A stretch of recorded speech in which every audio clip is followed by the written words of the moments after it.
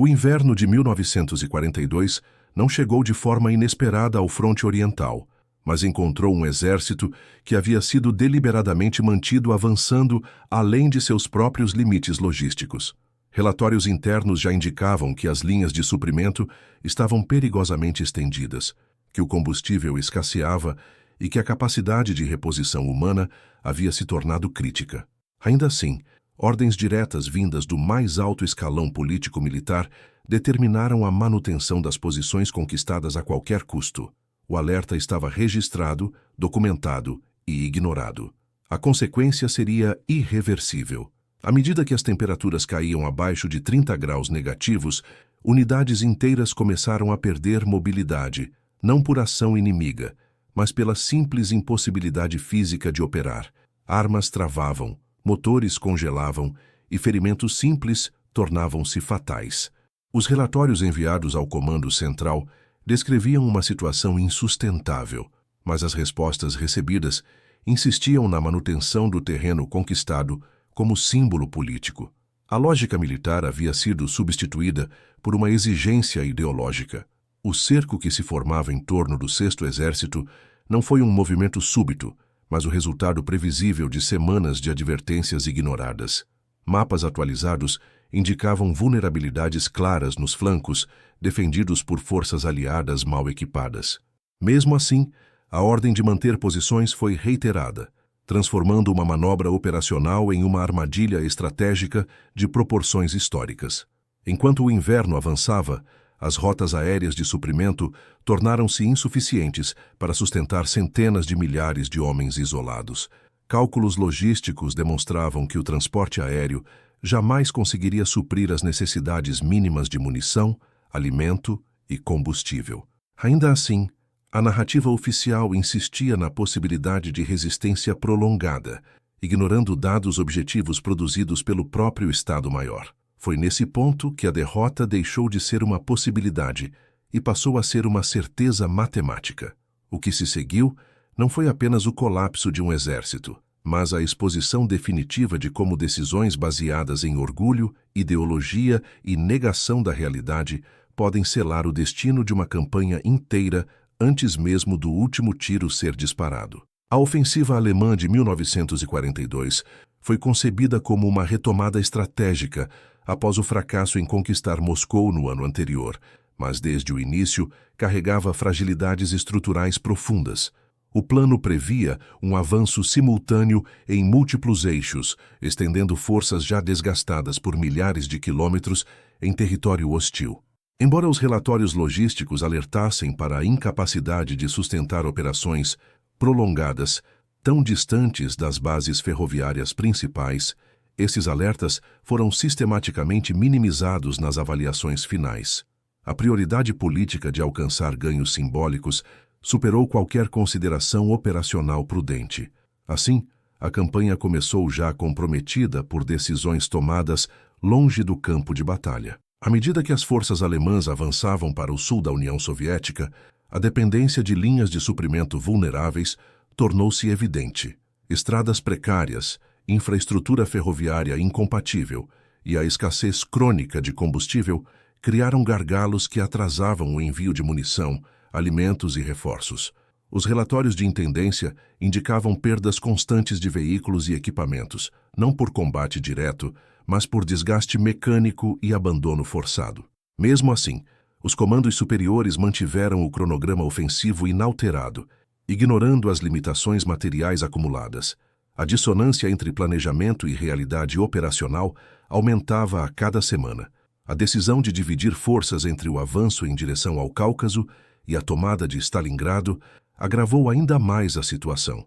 Em vez de concentrar poder de combate, o comando alemão optou por uma dispersão que reduziu a capacidade de reação frente a contra-ataques soviéticos. Essa fragmentação foi apontada por diversos oficiais de Estado-Maior como um risco crítico, mas as advertências foram descartadas em favor de objetivos políticos simbólicos.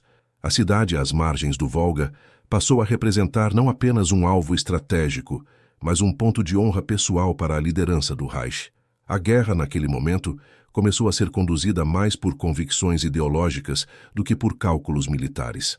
Enquanto isso, O Exército Vermelho iniciava uma reorganização silenciosa e sistemática. Reservas eram deslocadas, novas formações eram treinadas e as linhas de suprimento internas se fortaleciam sob proteção de profundidade territorial. Diferentemente das forças alemãs, os soviéticos operavam em um ambiente logístico cada vez mais favorável, sustentado por produção industrial relocada para além dos Urais. A simetria logística começava a se inverter, ainda que muitos comandantes alemães se recusassem a reconhecer essa mudança estratégica. No final daquele outono, os sinais de colapso tornaram-se inequívocos.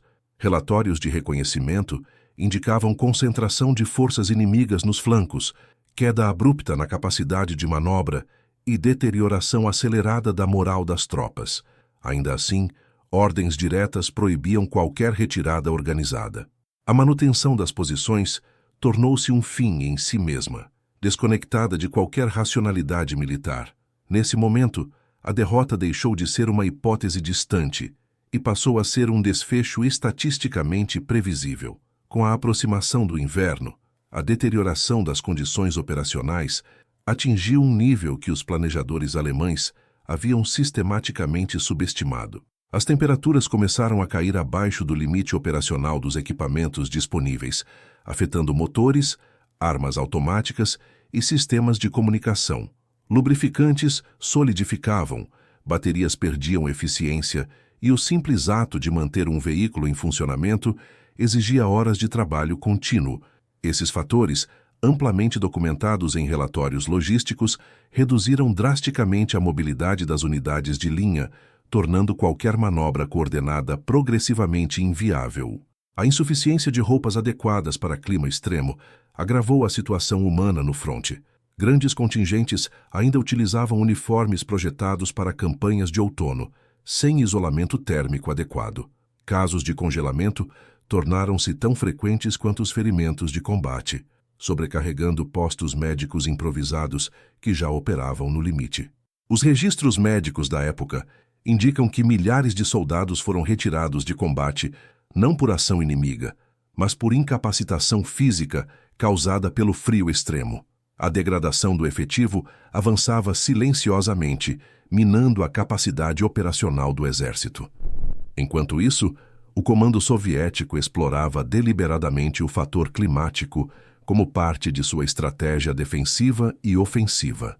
Unidades adaptadas às condições locais mantinham mobilidade relativa, enquanto a artilharia era reposicionada para aproveitar a rigidez do terreno congelado. A superioridade numérica em determinados setores passou a ser combinada com conhecimento do terreno e planejamento coordenado. A diferença entre os dois lados não estava apenas em números, mas na adaptação estrutural às condições impostas pelo ambiente. As linhas de suprimento alemãs, já esticadas além do limite, começaram a entrar em colapso funcional. Comboios eram frequentemente interceptados, desviados ou simplesmente incapazes de alcançar as posições avançadas. O combustível tornou-se um recurso crítico, forçando a priorização de unidades específicas e deixando outras praticamente imóveis. Esse colapso logístico fragmentou a coesão operacional, criando bolsões isolados incapazes de apoiar-se mutuamente. À medida que o cerco soviético se consolidava, a realidade estratégica tornou-se impossível de ocultar. As comunicações internas registravam pedidos urgentes de autorização para retirada organizada, acompanhados de análises detalhadas que apontavam para a inevitabilidade do colapso. Ainda assim, as ordens superiores continuavam a negar qualquer possibilidade de recuo. A cadeia de comando transformou-se em um mecanismo de negação institucional, selando o destino de centenas de milhares de homens presos em um teatro de operações que já não oferecia saída racional. O cerco tornou-se oficialmente irreversível quando as forças soviéticas fecharam os eixos de avanço ao norte e ao sul de Stalingrado, isolando completamente o 6º Exército dentro do perímetro urbano e de suas áreas periféricas.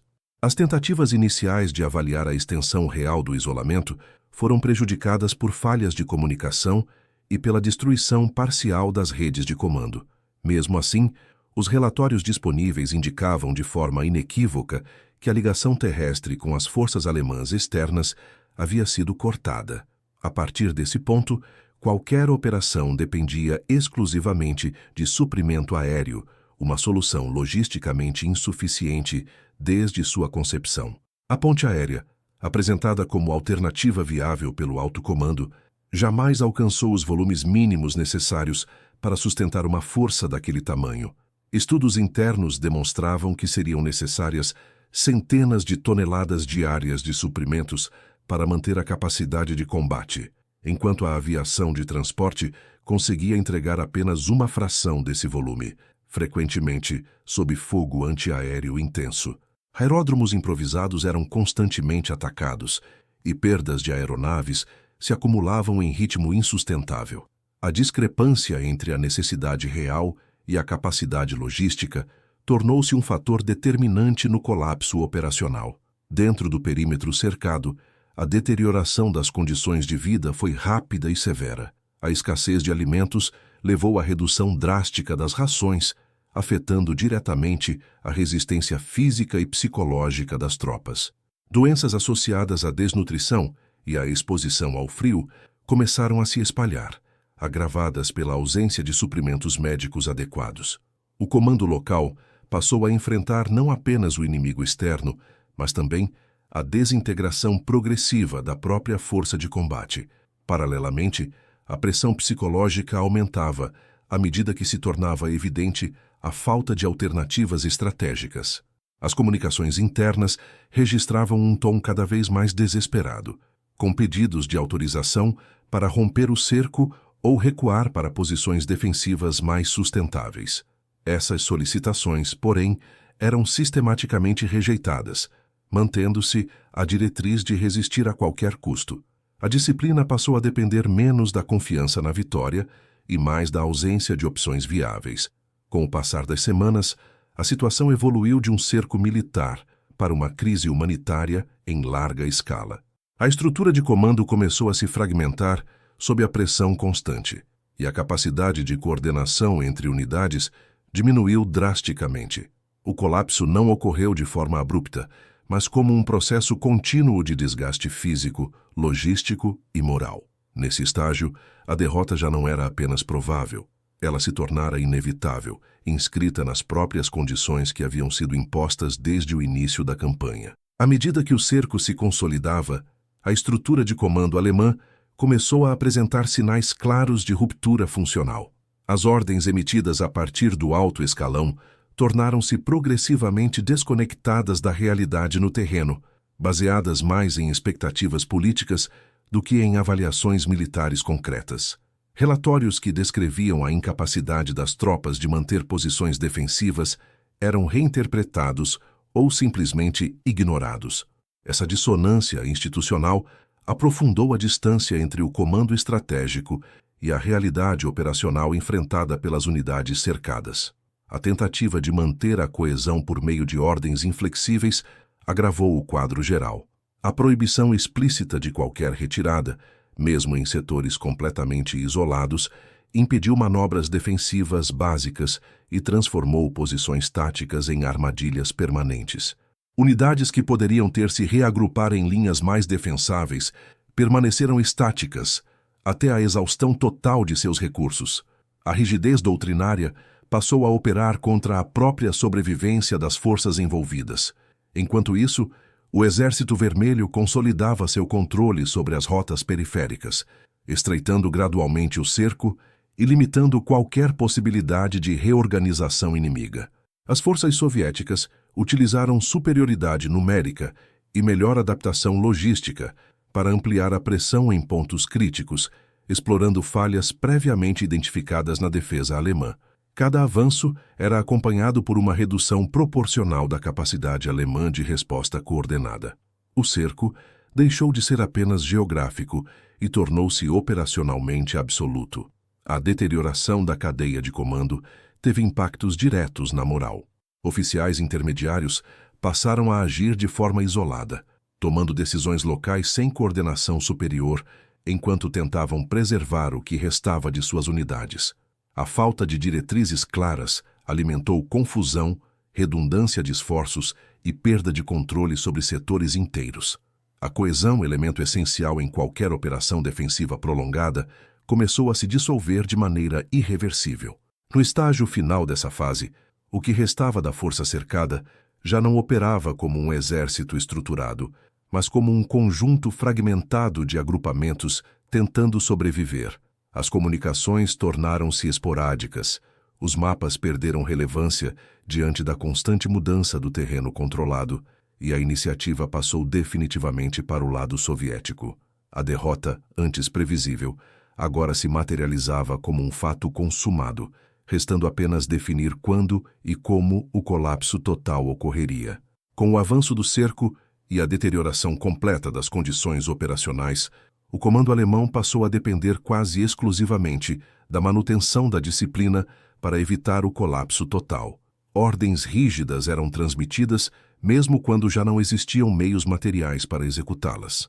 A hierarquia militar, antes sustentada pela eficácia operacional, passou a se apoiar apenas na autoridade formal e na ameaça de punições severas. Esse ambiente contribuiu para um aumento significativo de tensões internas e para a fragmentação do controle efetivo sobre as tropas. A escassez extrema de suprimentos transformou o cotidiano das unidades isoladas em uma luta constante pela sobrevivência. Rações foram progressivamente reduzidas a níveis incompatíveis com o esforço físico exigido e o acesso à água potável tornou-se irregular. Relatos contemporâneos indicam que soldados passaram a reutilizar equipamentos danificados, improvisar abrigos com destroços e dividir medicamentos de forma precária. Essas condições aceleraram o desgaste físico e psicológico, comprometendo qualquer capacidade de resistência prolongada. Paralelamente, o impacto psicológico da situação tornou-se um fator decisivo. A percepção de abandono, aliada à consciência crescente da inevitabilidade da derrota, corroeu a coesão interna das unidades. Muitos oficiais passaram a questionar silenciosamente as ordens recebidas, embora a maioria continuasse a cumpri-las por dever ou falta de alternativas. O colapso moral não ocorreu de forma súbita, mas como um processo gradual de esgotamento coletivo. Do lado soviético, a estratégia manteve-se focada em desgaste contínuo e pressão constante, evitando ofensivas precipitadas que pudessem resultar em perdas desnecessárias. O cerco era apertado de maneira sistemática, explorando a deterioração progressiva das capacidades inimigas. A superioridade logística permitia a substituição constante de unidades exauridas, enquanto o inimigo carecia até mesmo de recursos básicos para manter posições defensivas. Nesse estágio, o conflito já havia ultrapassado o âmbito puramente militar e assumido contornos de colapso estrutural. A combinação de isolamento, escassez e pressão contínua produziu um ambiente no qual a derrota deixou de ser uma possibilidade futura e passou a representar uma condição presente. A partir desse ponto, a questão central deixou de ser se a força cercada seria derrotada, mas quanto tempo ainda resistiria antes do inevitável desfecho. À medida que o cerco se prolongava, as tentativas de reorganização interna tornaram-se cada vez mais simbólicas do que eficazes. As estruturas de comando restantes operavam sob extrema limitação de comunicação, muitas vezes baseando decisões em informações incompletas ou desatualizadas. A fragmentação do campo de batalha impedia qualquer coordenação em larga escala, transformando cada agrupamento em uma entidade isolada, lutando para sobreviver sem perspectiva de reforço ou evacuação. O esgotamento das reservas estratégicas teve impacto direto sobre a capacidade de combate. A falta de munição reduziu drasticamente a intensidade do fogo defensivo, permitindo avanços graduais das forças soviéticas em setores antes considerados estáveis. Equipamentos danificados não podiam ser reparados, e a ausência de peças de reposição forçava o abandono de armamentos pesados.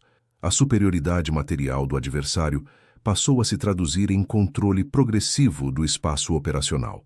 Ao mesmo tempo, o clima continuava a impor condições extremas. Temperaturas persistentemente negativas comprometiam a capacidade de movimentação e causavam perdas adicionais por hipotermia e doenças associadas.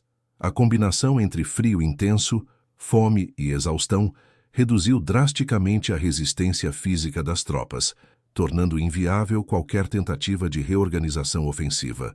A luta pela sobrevivência substituiu completamente os objetivos estratégicos iniciais.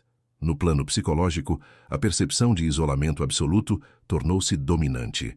A ausência de notícias confiáveis do exterior e a percepção de abandono pelo comando superior corroeram o senso de propósito coletivo. Muitos soldados passaram a encarar a situação não mais como uma missão militar, mas como uma espera inevitável pelo desfecho final. O moral, elemento essencial para a coesão em combate, estava profundamente comprometido. À medida que o cerco se aproximava de sua fase final, a estrutura remanescente do comando alemão reconhecia, ainda que de forma não declarada, a impossibilidade de manter a resistência. A falta de alternativas operacionais tornava qualquer tentativa de ruptura irrealista.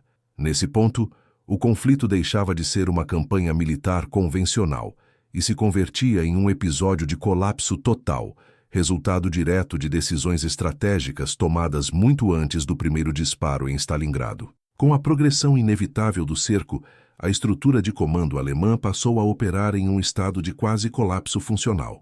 A hierarquia formal ainda existia no papel, mas sua capacidade de influenciar os acontecimentos no terreno havia se reduzido drasticamente. Ordens transmitidas por rádio chegavam fragmentadas ou fora de contexto quando chegavam. A distância entre a realidade operacional e as expectativas do alto comando tornava-se irreconciliável, revelando um sistema incapaz de reagir às próprias consequências. As tentativas finais de manter alguma forma de coordenação concentraram-se na defesa de setores considerados simbolicamente relevantes, mais do que estrategicamente viáveis. Essa escolha refletia a persistência de uma lógica política sobreposta à análise militar racional. Unidades exauridas foram instruídas a manter posições sem valor tático, consumindo os últimos recursos disponíveis e aprofundando o desgaste humano. O resultado foi a dissipação final de qualquer reserva operacional significativa. Enquanto isso, as forças soviéticas consolidavam o cerco com precisão crescente.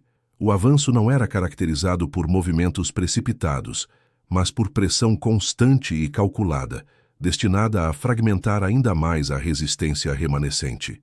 A superioridade em artilharia e logística permitia operações contínuas, enquanto o adversário lutava para responder de forma coordenada. O desequilíbrio estratégico tornava-se absoluto. A deterioração das condições internas atingiu níveis críticos. A falta de suprimentos médicos resultou no abandono de feridos sem tratamento adequado, enquanto doenças infecciosas se espalhavam rapidamente entre tropas debilitadas. A capacidade de comando local reduziu-se a esforços mínimos de organização defensiva, sem qualquer possibilidade real de manobra ou contra-ataque. A estrutura militar que outrora operara com precisão mecanizada encontrava-se desintegrada. Neste ponto, a derrota deixara de ser uma possibilidade teórica e se tornara um fato operacional consumado. Restava apenas a definição de como e quando o colapso final ocorreria. O cenário que se desenhava não era mais o de uma batalha em curso, mas o de um encerramento inevitável, resultado direto de decisões estratégicas tomadas muito antes do primeiro cerco se fechar. À medida que a situação se tornava irreversível, os últimos esforços de coordenação assumiram um caráter meramente administrativo. A prioridade deixou de ser a condução de operações e passou a ser a gestão do colapso iminente. Registros do período indicam que comunicações finais concentravam-se em inventários de pessoal, tentativas de redistribuição mínima de suprimentos e avaliações formais de capacidade de resistência residual. O foco deslocou-se do combate para a contenção do desmoronamento total. A realidade no terreno evidenciava uma força exaurida, incapaz de reagir de forma organizada. Grupos isolados operavam sem contato com comandos superiores, muitas vezes sem conhecimento da situação geral. A fragmentação atingiu níveis em que unidades vizinhas desconheciam a existência umas das outras. Esse isolamento operacional inviabilizou qualquer tentativa de ação coordenada e selou a impossibilidade de uma retirada estruturada. A pressão exercida pelas forças soviéticas manteve-se constante, mas cuidadosamente calibrada para evitar riscos desnecessários. A estratégia adotada priorizava o desgaste progressivo, permitindo que a falta de recursos, a exaustão e o colapso psicológico completassem o trabalho iniciado pelo cerco. O avanço era metódico, baseado em reconhecimento contínuo e uso eficiente de superioridade material, reduzindo ao mínimo as perdas próprias. No interior das formações cercadas, a percepção do desfecho iminente passou a moldar o comportamento dos combatentes. Muitos oficiais concentraram seus esforços em preservar registros, documentos e estruturas de comando remanescentes, conscientes do valor histórico e administrativo desses materiais. Outros buscaram organizar rendições localizadas para evitar perdas adicionais, ainda que sem autorização formal. O foco deslocava-se gradualmente da resistência para a sobrevivência. Ao final desse processo, a campanha havia perdido qualquer característica de operação militar convencional. O que restava era um conjunto de unidades isoladas, privadas de meios, coesão e propósito estratégico. A derrota, que antes se manifestava como possibilidade distante, consolidava-se agora como um fato consumado, determinado não por um único evento, mas por uma sequência contínua de decisões estruturais equivocadas ao longo de toda a campanha. O colapso final das forças cercadas não ocorreu por um único evento decisivo, mas como resultado direto de uma sucessão de escolhas estratégicas mal avaliadas ao longo de toda a campanha. A derrota não foi causada apenas pela superioridade material do adversário, mas pela incapacidade estrutural de reconhecer limites operacionais, adaptar planos e responder de forma realista às condições do campo de batalha. Quando a rendição se tornou inevitável, ela já havia sido determinada muito antes, nos níveis mais altos do comando. A análise posterior dos acontecimentos revelou que a catástrofe não decorreu de surpresa ou imprevisibilidade. Documentos, relatórios e comunicações internas demonstram que os riscos foram identificados repetidamente e ignorados de maneira consciente. A insistência em manter posições indefensáveis, aliada à recusa em autorizar retiradas estratégicas, transformou dificuldades administráveis em um colapso sistêmico. A guerra, nesse ponto, deixou de ser conduzida pela lógica militar e passou a ser guiada por imperativos ideológicos. O impacto humano desse processo foi profundo e duradouro. Centenas de milhares de soldados foram capturados, mortos ou incapacitados, enquanto recursos estratégicos essenciais foram irremediavelmente perdidos.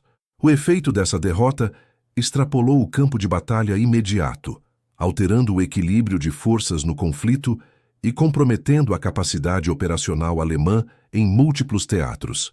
O episódio tornou-se um marco irreversível no curso da guerra. Do ponto de vista histórico, o cerco e a destruição do Sexto Exército representam um estudo definitivo sobre os limites do poder militar, quando desvinculado de análise realista e flexibilidade estratégica. A combinação de arrogância decisória, desprezo por dados objetivos e subestimação do inimigo produziu um colapso que nenhuma disciplina ou bravura individual poderia evitar. O episódio permanece como um dos exemplos mais claros de como decisões tomadas no alto comando podem selar o destino de milhares no campo de batalha. Ao final, a lição deixada por esse episódio ultrapassa o contexto específico da Segunda Guerra Mundial. Ela evidencia que, em conflitos de grande escala, a negação da realidade operacional é, por si só, uma forma de derrota antecipada. Quando a liderança se afasta dos fatos concretos do terreno, o desfecho não é uma questão de acaso, mas de tempo. E nesse caso, o tempo apenas confirmou aquilo que os próprios relatórios já anunciavam desde o início.